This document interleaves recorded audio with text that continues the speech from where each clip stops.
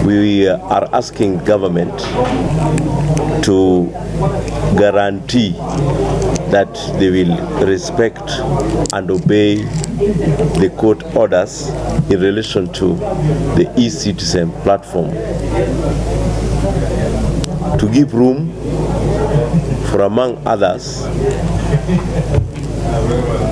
clear public participation and legislation and policy framework that will ensure that we do not have issues. Fedha inachanganya waziri pamoja na PS wake.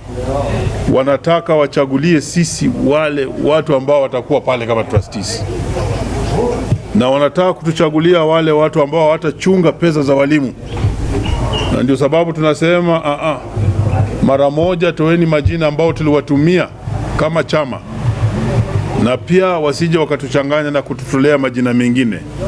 Wasome act.